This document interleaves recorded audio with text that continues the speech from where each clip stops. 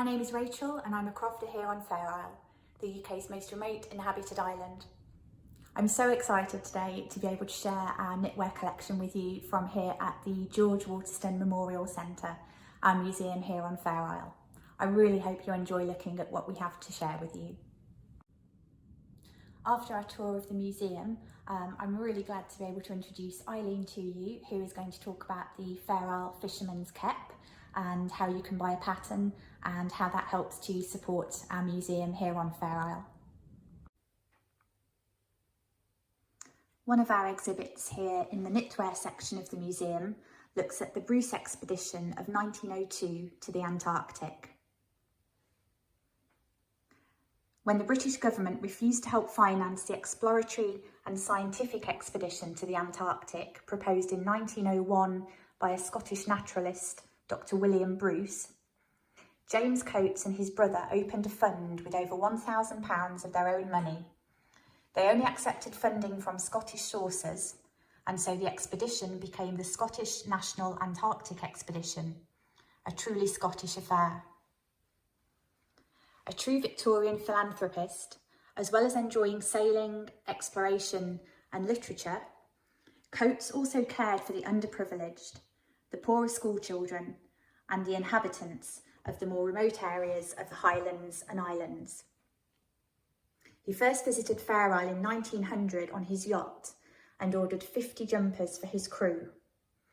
When he departed Fair Isle, he took one of the local children with him who was needing medical treatment. His gifts to the islanders included musical instruments, books and spectacles to read them with, medicines, telescopes and fishing lines. He was also the driving force behind having a nurse based on Fair Isle for the first time. There is a story that Coates also gave gifts of kaleidoscopes to the islanders, and that is how some of the knitting patterns came into being, but we have no evidence to support this.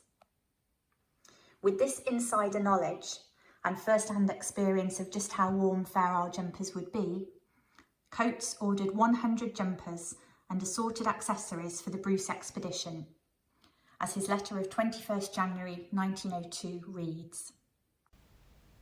Mr. Stout, Sir, I am in receipt of your wire in reply to mine, in which you say that you expect to have 100 jerseys ready by the end of July. They are to be very warm as they are going to be used by the members and crew of the Scottish Antarctic expedition going out this summer under the leadership of Mr. Bruce in the steamship Hecla. It is likely that the ship will start promptly. Of course, the price of the jerseys will be higher on account of the extra weight of wool, etc. So please proceed with these jerseys at once. As for the other articles referred to in my wire, they are as follows: long stockings, short stockings, mitts, gloves with fingers, gloves with only a thumb, helmets to cover all the head and neck with open face, mufflers for the neck, etc. I got a neat little tobacco pouch while on Fair Isle, and if 50 of those could be knitted, I think the crew would like them for their tobacco. Also, there may be some articles not mentioned in this note, which you may know of as being useful. All the articles must be very warm as the weather is very cold in the Antarctic Circle. Make as many of these things as you can, up to 100 of each, but the jerseys are the most important of them all. Please remember that if the articles are not ready in time for the start of the expedition, then there is no way in which they can be sent after it, so let me have as much as you can in good time. Yours respectfully, James Coates. The items in this case are replicas of the knitwear that was knitted for the expedition, not the originals. However, this scarf here was given by someone who said it had come from the Bruce expedition, but unfortunately we can't say for definite. An order of this size would have been no mean feat to fulfil. Out of a population on Fair Isle of around 150 at this time, approximately 40 knitters were available. The wool had to be clipped or rued by hand spun into fine yarn, hand dyed, and then hand knitted. Even though one of my jobs here on Fair Isle is that I work for one of the knitwear companies, Fair Isle Made in Fair Isle, I do knitting and finishing. I don't for one second consider myself an expert on Fair Isle knitting though, or its history. I'm just very excited to be able to share all of our exhibits here at the museum with you. So please forgive any mistakes that I make. I know a lot of you will be far more experienced knitters than I am, probably have a better grasp of the history of Fair Isle and stranded knitting than I do as well. So any mistakes that I do make are my own, so please forgive me for those. I also would like to say a huge thanks to Anne Sinclair, who, well, without her, this episode would not have been possible. She's been so patient with me and so kind in answering all of my many questions about some of the items here on display and about the history of Fair Isle knitting in general. So Anne, I really, really appreciate everything you've done for me and helped me to produce this video to share with folk at Shetland Wool Week. Moving on to our main exhibition of knitwear here at the museum. I'm not going to tell you anything earth-shattering about the history of Fair Isle knitting that you probably don't already know. However, I would like to read an extract from an interview between Anne Sinclair and Corinne, who hosts the Woolly Thistle podcast. Corinne visited the Isle about 3 years ago and interviewed Anne Sinclair about living on the Isle, about knitting, about lots of different aspects. But I thought what Anne had to say about the knitting tradition here on the Isle you might be interested in. We know that they were producing knitted fabric here as early as the 1690s, and there is reference to variegated colours, but we don't know if that was patterns or stripes, whether it was the natural colours of the sheep or dyed colours. We do know that by 1760 they were producing knitwear to trade or barter with ships. Again, they don't refer to the colours, but they do refer to the men wearing caps with red lining, so they're obviously using a dye then. Natural colours would have been most readily at hand, and we are spoilt for choice with the variety of colours of the fleeces of our Shetland sheep. From the darkest of browns, which we call Shetland black, through to greys, various shades of moorit or lighter brown, and getting even lighter to a creamy white, known as natural white. What we refer to as the traditional colours of Fair Isle knitting are 5 colours: dark brown, the Shetland black, a natural colour, an undyed colour; natural white, again the natural undyed colour; blue, red and yellow. The various shades of yellow would have been dyed from different plants growing on the Isle, and the blues from indigo, which would have been provided by barter with passing ships. We commonly refer to the red shade as madder red, but certainly here it was created with a combination of madder and cudbear, which is a dye extracted from orchil lichens. Over the years, looking through our knitted items here at the museum and in the Shetland Museum and Archives in Lerwick, as well as other national collections, it struck me that certainly in knitwear from the 1800s and the first few decades of the 1900s, there is a lack, although not a total absence, of the colour green used in Fair Isle knitwear. I'm not a dyer myself, so I was really interested to learn when I asked Anne Sinclair if there was a reason for this, that to produce a green dye, you have to first dye your wool yellow and then dye it a second time blue. On Fair Isle at least, this was considered a waste of dye and apparently would also felt the wool slightly from the second dyeing, giving a less superior feel to the knitted item. However, Anne did say that in some examples of early knitwear, you can find pale greeny turquoise colours, and this would have come about as the indigo dye was used time and time again and would have got gradually paler and paler. It seems that you can find relatively few patterns for garments nowadays that don't call for steeks everywhere. And by that I mean extra columns of stitches that are worked and then cut open, allowing you to work a garment in the round more easily. Some years back I had heard Anne say that steeking wasn't used on Fair Isle, and it stuck in my mind, although I didn't really think anything of it at the time. It's only been the last couple of years that, as I've been hand knitting more of my own garments, it gave me pause for thought as to the original construction of Fair Isle knitwear. When I knit garments on the knitting machine, every part is knit individually. So for a jumper, that would be a front, a back, and 2 sleeves, before being grafted together at the shoulders, seamed at the sides, and then the neck rib grafted on. So I wondered if that was perhaps the construction method used. But no, I remember Anne saying that garments would have been knitted in the round using wires and a knitting belt.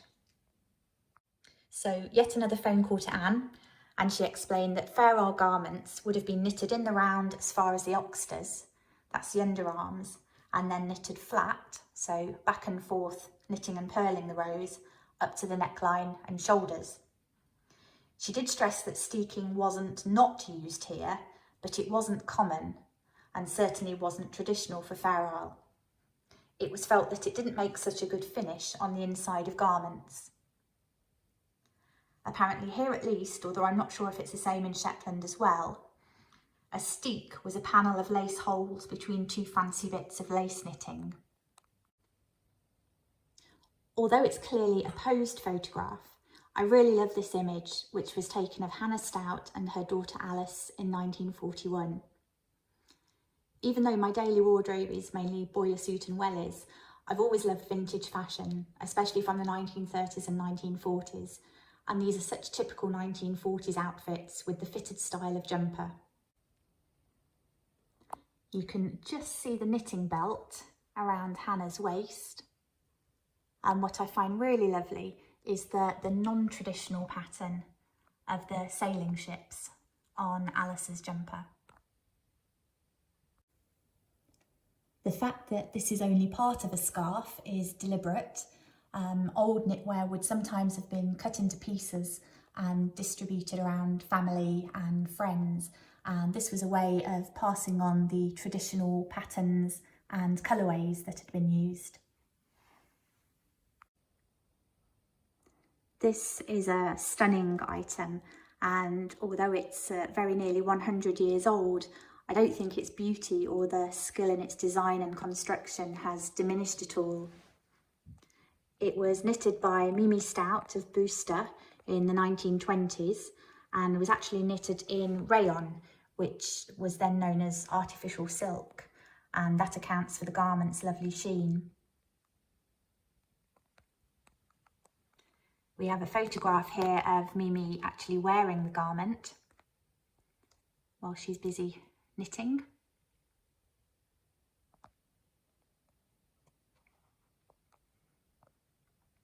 A couple of the details on it that I really love are how she's combined open work on this very typical 1920s style of dropped waist for the belt to pass through. And then she's echoed this feature in the 3/4 length sleeves, which are scalloped at the bottom.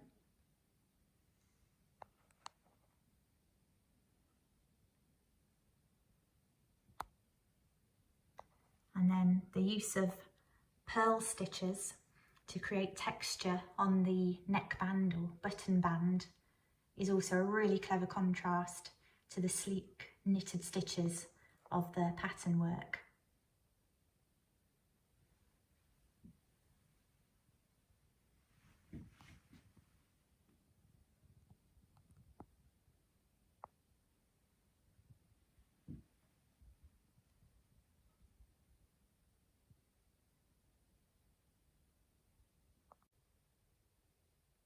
This lovely child's hat and scarf set was knitted on Fair Isle in 1924, and it was presented to the George Waterston Memorial Centre, that's our museum that I'm now in, by its owner, Elizabeth, Countess of Stowe.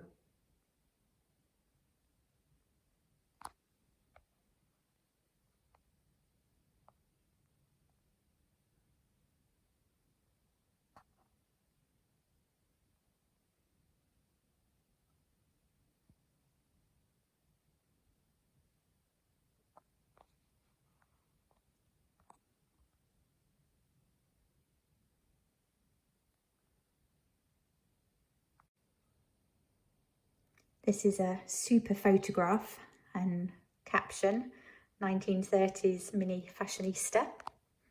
I believe this photo was actually taken on Unst, but the children's father was stationed here on Fair Isle at Northlight, and the knitwear came from the island.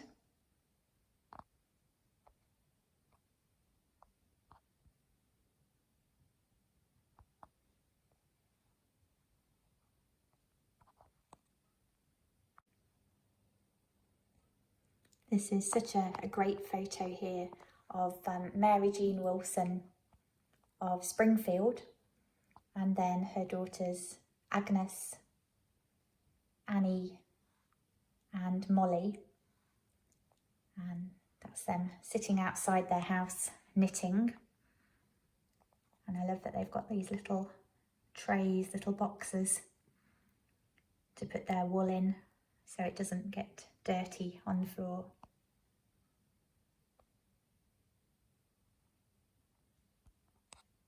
And we'll hear a little bit more about Annie and Molly in a short while. I want to give sincere thanks to John and Dennis Coots, the very well known and very well respected Shetland photographers, for giving me permission to show this wonderful photo, which was taken by Dennis in, I believe, the 1970s. All of these all-overs were knitted, hand knitted that is, by Annie Thompson for her grandchildren. So we've got Ewan, Lise, Ines, Mari, Inga and Stephen. And they're absolutely fantastic.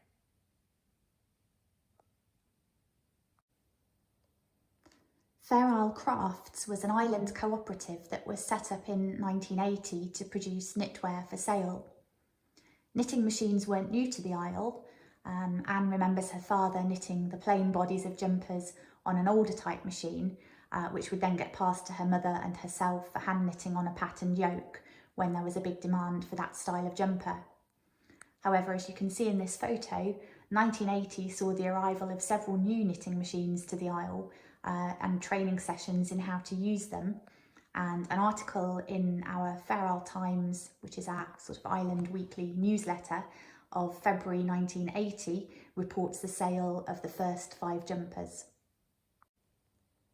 A big boost for the cooperative came later in that year when Anne Sinclair was featured in our Good Housekeeping article wearing a jumper knitted by Fair Isle Crafts. And Anne has told me that this jumper was a replica of the one that her Aunt Molly, who we saw in a photo earlier, had knitted for George Waterston, and it proved incredibly popular, as this article tells. So this is an article that was written for the October 1980 edition of our island newsletter, the Fair Isle Times, and it was written by Mari Thompson, who was around 11 at the time and is one of Anne Sinclair's nieces. Good Housekeeping by Mari Thompson. In the October edition of the Good Housekeeping magazine, there was an article about Anne Sinclair and the clothes she wears for the work she does and the Fair Isle weather. The article is mainly advertising clothes, but it also mentions a bit about Fair Isle. In one of the 3 photographs of her, she is wearing a Fair Isle Crafts jumper knitted by Pat Thompson. In one of the other photos, she is wearing a PVC raincoat, jeans, and is carrying a rucksack. In the other, Auntie Anne is wearing a striped dress and playing the guitar. The article has been a great boost to the Fair Isle Crafts knitting, and I have just spoken to Ingrid, who said that they have had 49 enquiries from the article, 2 from Commonwealth countries. At the height of its success, the cooperative had, I think, around 12 knitters or 12 members. But sadly, as time went on and the older generation started retiring, it dwindled, and in 2011, there are only 2 or 3 members still actively knitting and finishing items, and the cooperative was disbanded. Garments knitted here on Fair Isle have always had a trademark. These examples here show a couple of suggestions that were unsuitable. But this one here was the first trademark, Fair Isle made in Fair Isle, and it says Shetland Woolen Industries Association.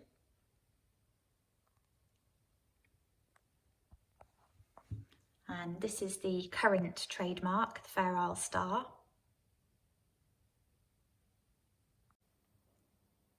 And this is a photograph of one of the tags, labels that was used in Fair Isle Crafts items. In my first episode based here at the museum a few weeks ago, I showed you this item, which is called a creepy, a little stool.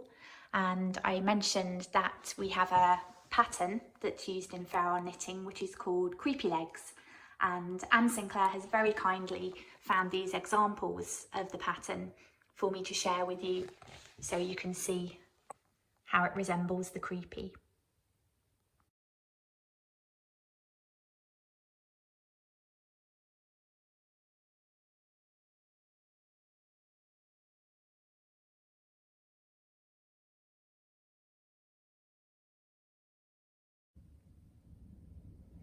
This beautiful basket was made by Kenny's dad, who used to live at Barkland, which is where I now live.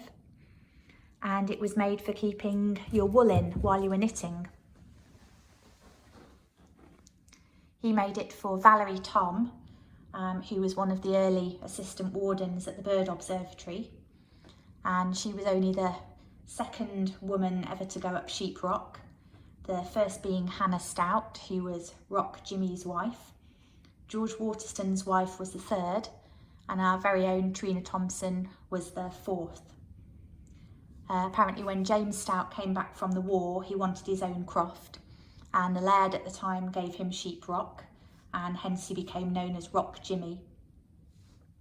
There used to be a path from Varsetter to Sheep Rock, and in the 1600s to early 1700s, ponies were apparently led over to graze. However, in the 1700s, a French ship noted that the path had either gone or been eroded. For those of you who might not be familiar with what Sheep Rock is, it's one of the iconic sites of Fair Isle. It's a large rock that's inaccessible by land, so the only way to get to it is by the sea. And until 1977, sheep were taken over there by boat to graze in the summer months. And the way they used to get both the men and the sheep up to the top of the rock was by means of a chain, and they would sort of haul themselves and the sheep up. And I always said that the first man up tested the chain. These beautiful knitted samplers were made by Perry Barnes. She ran Setter Croft from the early 1960s with her husband Gordon, who had been the assistant warden at the Bird Observatory. And although Perry wasn't from Fair Isle, she quickly took to the knitting and made these samplers as a way of recording all the patterns that she encountered. Perry and Gordon were the first people to set up a museum on Fair Isle, collecting crofting relics and artefacts from the Isle, which they originally displayed in one of the old bird ops huts, I believe.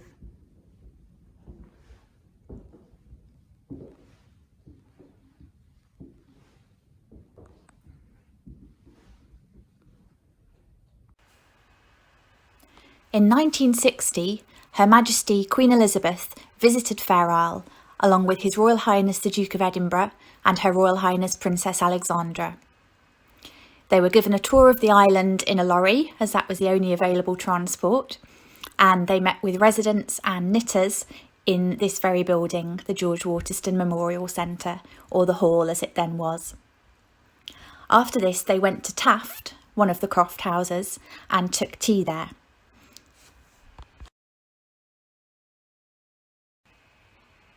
The following year, Her Majesty Queen Elizabeth the Queen Mother visited Shetland and opened the new Gilbert Bain Hospital.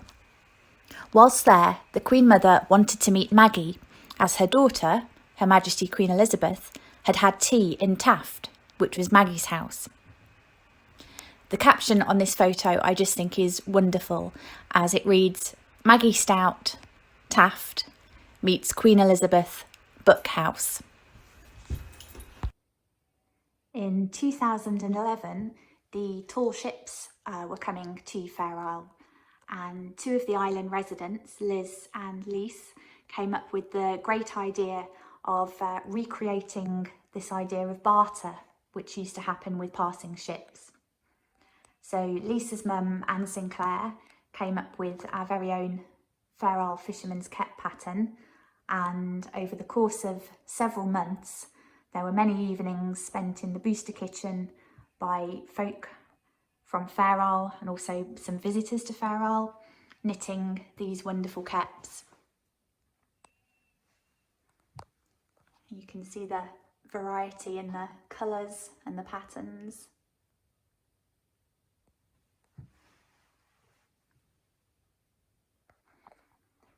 You've heard me mention Annie previously in this episode, and this is Annie a few years ago.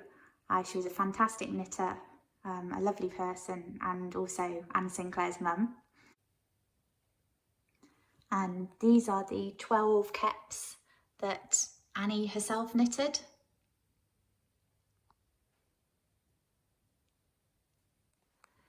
I believe the plan for the day had been for some of the yawls to go out to take the caps with them and barter with the crew of the ships.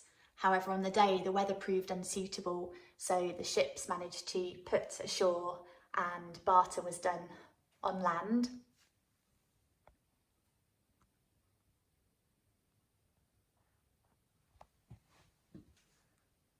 However, I believe that the sailors got the better end of the deals, as it were. There were 50 caps knitted in total, and after the bartering had taken place, there were 7 left over. These 7 caps were then auctioned on Tommy Hindman's blog between October and December 2011, and they raised an absolutely phenomenal sum of £2,770, and this money went towards funding for the planned extension to our museum. If you're at all interested in purchasing one of Anne's Fair Isle Fisherman's Cap patterns and knitting your own cap, or just finding out a little bit more about it, then please continue to listen, and very shortly we'll meet Eileen, who is one of Annie's granddaughters, and she'll tell you a bit more about it. So we're back at the museum today, and I'm really pleased to be able to introduce Eileen to you. Eileen, would you just tell everyone who you are, please? Hello, yes. So I'm Eileen Thompson. I am born and bred Fair Isle and recently moved back after a few years living down south in Edinburgh. I am sitting here in the Fair Isle Museum, which is obviously a bit of a labour of love for our family. It was started by my aunt Anne Sinclair back in the 80s. And I'm also one of the admins on the Fair Isle Fisherman's Cap group, which is our really popular Facebook group promoting and sharing this wonderful pattern, which was written by Anne Sinclair. It's an amazing pattern, which is to show people how to knit a Fair Isle Fisherman's Cap, which is the traditional long cap, which was worn. It's super warm and super cosy, which is why the fishermen used to wear them. And Anne made this pattern so that we could share it with the world, and it's doing an amazing job at keeping our museum going. Fantastic. Could you tell us how people could get a copy of the cap if they would like one? Absolutely. So you have to be a member on Facebook, and if you just look for Fair Isle Fisherman's Cap group, and then we ask a few questions for you to join. It's a wonderful group. We have almost 10,000 members all around the world, every country and every kind of person, and some really basic brand new knitters and some really expert knitters. If you join the group, then there are details there on how to purchase the pattern. Now it costs £10 sterling, and all of the money goes towards keeping this museum going. So far we have raised a lot of money, and we've been able to replace all the beautiful windows in here, which has made the museum secure and safe in our understandably pretty poor winter weather. And we have some other upgrades that we need to do, so this is really helping. So the pattern is then sent as a PDF, it's emailed to you and you can print it and use it. It's a really wonderful pattern. Like I say, we have people who are brand new knitters or it's their first time ever doing Fennel, and we have people who are super experts, but everyone manages. And the good thing about the Facebook group as well is that it's like a support network. So especially for the new knitters who are a bit unsure of what to do, you just post a message in the group and instantly you will have so many helpful supportive messages and people getting back to you and with all kinds of tips, which is really helpful. And it's lovely, we get to see all these amazing variations on the kit made all over the world, some super traditional and sticking to exactly the pattern, and some creative knitters adding in their own little patterns and own details and own colour choices, which is really lovely. And it really is fabulous for us to see something traditional and Fennel that has been reborn and is bringing so much joy to so many people all over the world. It's lovely. Thank you. I can see just over your shoulder you've got a cap on the back of the chair. Do. Would you mind showing that and telling us a little bit about it? So this is one of the ones that my mum made. So my mum Pat is a great knitter as well. And what happened is, it was about 10-15 years ago, there was a big project because the tall ships race was going to be stopping in Fennel. And Lisa and Liz, two island residents, had the great idea that we should barter with the ships, as is what happened hundreds of years ago. Sailing ships would pass Fennel and people would barter with them. They'd row out with knitwear, with eggs, with fresh things to swap. They had this great idea that we should all overwinter, knit lots of these Fennel Caps, which are nice, it's kind of easier, small item to make, and then barter. So all the ladies and some of the men too would get together and knit over the winter. So this is the one that I got. So you can see they're very long. You wear them kind of loose and then folded over, and they usually have a tassel at the end. This one is in quite traditional colour palette, with the kind of the traditional reds and blues and fawn. And but again, everyone would choose their own colours, choose their own patterns. So this is my one, and I'm very proud of it because I think my mum did a really good job, and I love it. I wear it all the time, and it's super cosy. I'll show you. So when you make one of these kits, it's got a double brim, so the inside has got a layer, and then you've got the outside, so it keeps quite nice and firm around your head, which is probably useful when you're in a fishing boat out at sea in the middle of winter, and just in Fennel in general. And it keeps you warm and it stays on your head. So yeah, they're pretty cool. I love them, and it's kind of become fashionable again. I think for a long time Fennel knitwear wasn't that fashionable amongst younger people, but now if you're in Fennel and if you're in Shetland, you'll see a lot of people wearing Fennel hats and wearing Fennel jumpers again, because I think it's really there's been much more of interest in it, and I think maybe this project has been part of it. Super, that's great. Thank you very much. And the pattern itself, that gives the individual patterns it can use, it suggests colours that you can use. But would you have any tips for people that maybe they've never knitted a cap or knitted Fair Isle style before? Would you say there are any kind of right or wrongs, or? Oh, in terms of right and wrongs, probably there are. I'm not an expert knitter myself, so I would say the best thing to do is give it a try. Try with simple colours to begin with. I know a lot of people would say maybe just do 2 colours to begin with, just to simplify it, especially if you're not used to doing Fair Isle and multicoloured like stranded knitting. But I would really say as well is give it a go, play around with the colours, play around with patterns, and if you're stuck, put messages in our group, because really it is the most helpful group, and we have people who started from zero really and have been able to knit their own beautiful things. So yeah, play around with it. If it looks terrible or if you make mistakes, you can just pull it back. It's fine. It's natural to do that. Everyone makes mistakes to begin with. So yeah, give it a go and have fun with it. That's smashing. Thank you ever so much to Eileen. You're welcome. Thank you. So this is the Fair Isle Fisherman's Cap pattern by Sinclair, and in it gives you some ideas for the patterns that you can use. But maybe when you've got a little bit more experienced, or you want to do something not quite so traditional with your patterns, you might wonder where can you look for inspiration for patterns. So I thought I'd share some of my books with you that might generate some interest. So the first book is this one, Fair Isle Knitting Patterns by Mary McGregor, and Mary runs and owns Backer Knitwear based in Shetland. This is a really fantastic resource.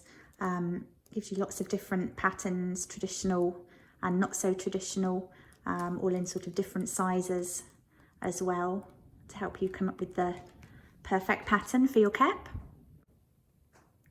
And this book here is a super one. It's the Shetlanders Fair Isle graph book in colour, and it's by the Shetland Guild of Spinners, Knitters, Weavers and Dyers. and it's just a beautiful book just to look through, but so much inspiration from it in terms of the patterns themselves and also combinations of colours, and you get a good bit of history at the front as well, so I can definitely recommend that one.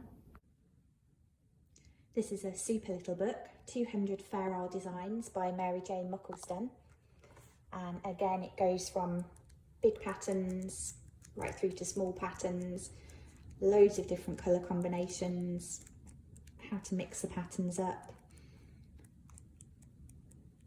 So again, plenty of inspiration. Also gives you some really interesting tips on planning projects, weaving in ends, how to do stranded colour work. So that's a really useful book there. Mary Jane's also done one which is a similar concept and is based on Scandinavian designs as well, and that's another good book. Certainly a designer you can get plenty of inspiration from. Pretty much any book by Kate Davies is superb. You can get plenty of inspiration, not just from the patterns themselves, but from the photographs, the colours in those as well.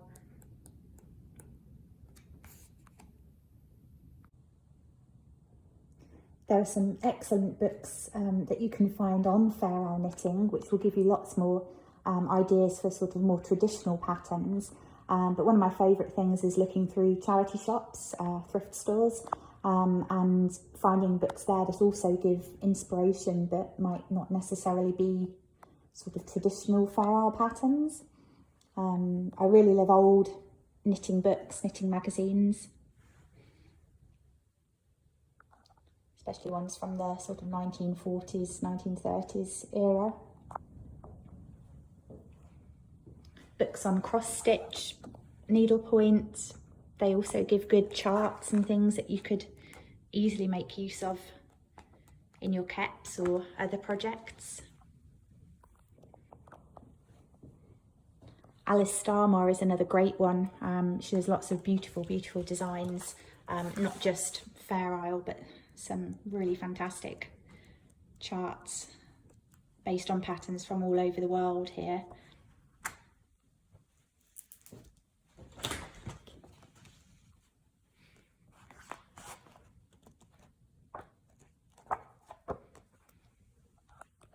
So if you are searching for inspiration, I'd say definitely go and check out your local charity shops. Sometimes you can pick books up for just a matter of pence. Check out your local library. Look for inspiration from museums, whether that's in person or online, and just go for it. And share your cat pictures on the Facebook group. We'd love to see them. I really hope you've enjoyed this visit to the George Waterston Memorial Centre, our museum here on Fair Isle. I hope you've enjoyed seeing the knitwear, and I hope you have a lovely rest of virtual Shetland Wool Week this year. I also hope that in the future you may be able to visit Fair Isle for yourselves. Many thanks for watching.